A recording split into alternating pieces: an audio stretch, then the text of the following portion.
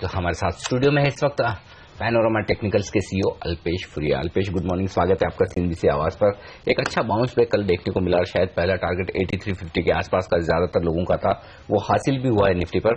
क्या लगता है अब क्या यहाँ पर बाजार अटकेंगे, कुछ और अपसाइड बाकी है और इस पुल बैक को कैसे ट्रेड करेंगे आप? Good morning Anil ji.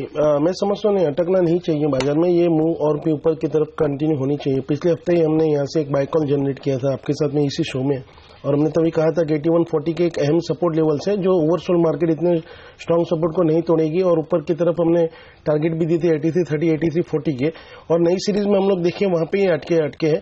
मैं समझता हूँ 8330 के ऊपर जितना ये निफ्टी गेन करेगा, ये मोमेंटम स्ट्रांग होती जाएगी, और ऑन द अपसाइड में जो इमीडिएट टारगेट बन के आ रहे हैं वो कहीं भी 8470 से 8500 के बीच में आ रहे हैं, which again will provide good shorting opportunity. मैं समझता हूँ यहाँ पे जो फर्स्ट फेज ऑफ जो करेक्शन था, जो 91 से 81 का हमने देखा, वो खत्म हुआ।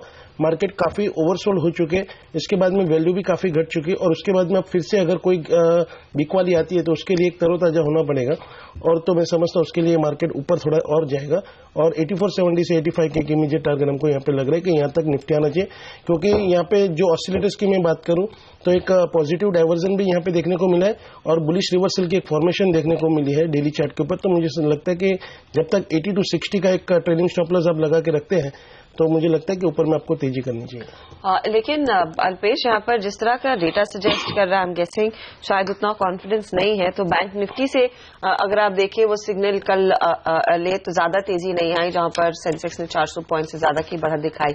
तो बैंक निफ्टी को लेकर क्या वो पहले ही मूव आ चुका है, इसीलिए कल इतनी तेजी नहीं दिखी, या फिर यहाँ पर लोग थोड़ा सा कॉशियस स्टांस ले रहे हैं? क्या सिग्नल है? अर्षिता जी, यहाँ पे जो देखने को मिल रहा है प्रॉब्लम्स ये है, क्योंकि जो वीकनेस दिखाता है वो नहीं गिरा था। अभी देखिए जैसे पिछले दिनों में जो गिरावट थी, जहाँ पे सबसे ज्यादा बैंक निफ्टी वीक लग रही थी, तो उसने देखा पिछले हफ्ते में जरा भी बैंक निफ्टी नहीं गिरी और उसने एक सपोर्ट हासिल किया, और ऑन द अपसाइड में आप देखिए कल पूरा ज्यादा से ज्यादा वक्त उसने 18,500 के ऊपर बीता है। तो मैं समझता हूँ यहाँ पे अगर कोई रिकवरी भी होगी तो उसमें बैंकिंग स्टॉक्स और बैंक निफ्टी पार्टिसिपेट करनी चाहिए। इमीडिएट जो टारगेट कोई बड़ा नहीं बन रहा है, 18,850 का बनना है, लेकिन मैं समझता हूँ जब तक 18,250 के नीचे बैंक निफ्टी स्पॉट जब तक ट्रेड नहीं करती है, आपका स्टांस थोड़ा पॉजिटिव होना चाहिए। अब देखिए यहाँ पे आप अगर देखें तो आईटी वगैरह स्टॉक्स, आईटी थे, एफएमसीजी थे, फार्मा थे, ये पिछले दिनों में एकदम वीकनेस दिखा रहे थे। कल उन्होंने परफॉर्मेंस ज्यादा दिखाया in space of bank Nifty. तो मुझे लगता है कि ऐसे भी कोई सरप्राइज हो सकती है कि फिर से अगर कोई पार्टिसिपेंट ऊपर करे तो शायद से फार्मा और एफएमसीजी ना पार्टिसिपेट करे और बैंक निफ्टी पार्टिसिपेट कर ले, लेकिन कोई बहुत बड़ी उम्मीद नहीं रखनी चाहिए।